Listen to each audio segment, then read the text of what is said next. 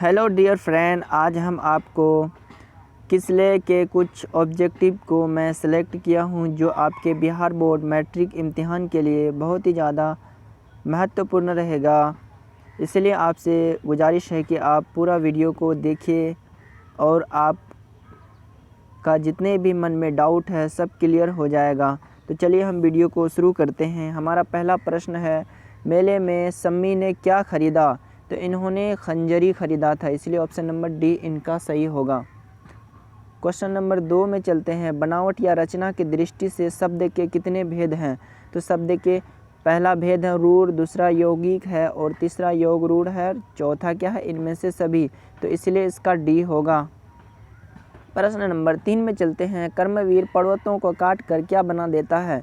इसका option number B होगा, यानी सड़क बना देता है। प्रश्न नंबर 4 में चलते हैं। मोहर छाप वाली धोती का दाम सिरचन को कौन देने लगी? तो सिरचन को ऑप्शन नंबर सी देने लगी मानू दीदी ने। प्रश्न नंबर 5 में देखते हैं। देवकन्या कौन सा समास है? तो यह है देवकन्या तत्पुरुष समास, इसीलिए ऑप्शन नंबर बी इनका सही है।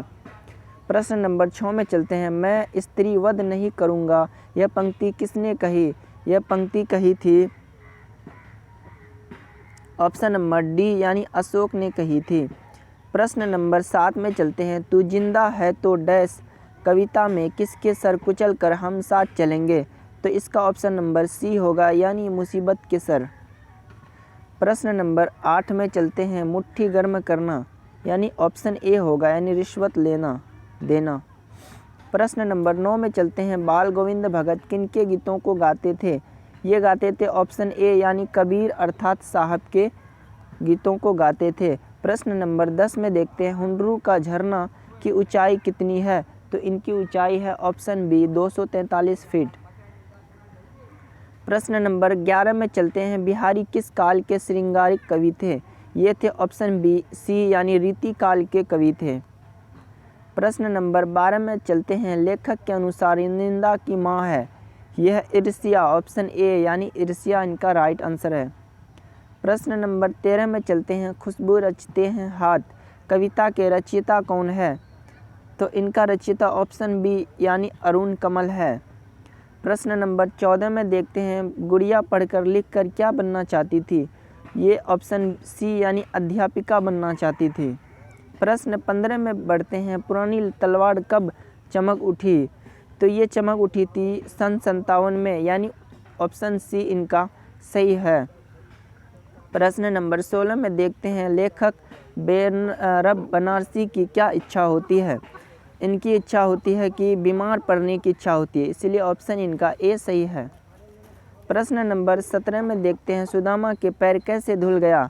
इनके पैर कैसे धुल गया? तो इनके पैर ऑप्शन सी, यानी कृष्ण भगवान के आंसू से धुला था। प्रश्न नंबर 18 में बढ़ते हैं। 18 में कहता है। जननायक कर्पूरी ठाकुर का जन्म बिहार के किस जिला में हुआ था? तो इनका जन्म ऑप्शन ए, यानी समस्तीपुर जिला में हुआ था। प्रश्न नंबर 19 में चलते हैं।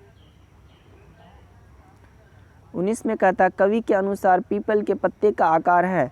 तो इनके आकार थे ऑप्शन ए, यानी गोल थे, राउंड के आकार के थे। प्रश्न नंबर 20 में बढ़ते हैं। बाल मजदूरी की श्री संस्था को उभारने वाली कहानी है? ये कहानी है ऑप्शन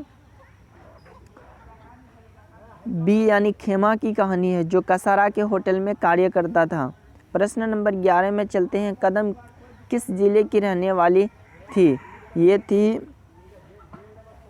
ऑप्शन बी, यानी मुंगेर जिले की रहने वाली थी। प्रश्न नंबर 22 में बढ़ते हैं। कर्मवीर कांच को क्या करके दिखा देते हैं? इनका ऑप्शन है ए, यानी रतन। रतन मतलब होता है मोती, इसलिए ऑप्शन ए सही होगा। प्रश्न नंबर 23 में चलते हैं। बहुत ही इम्पोर्टेंट क्वेश्चन है दोस्तों, ये भी आई क्वेश्चन है। ये कहता है कि पुरुलिया रोड से हुंडरू की दूरी कितनी है?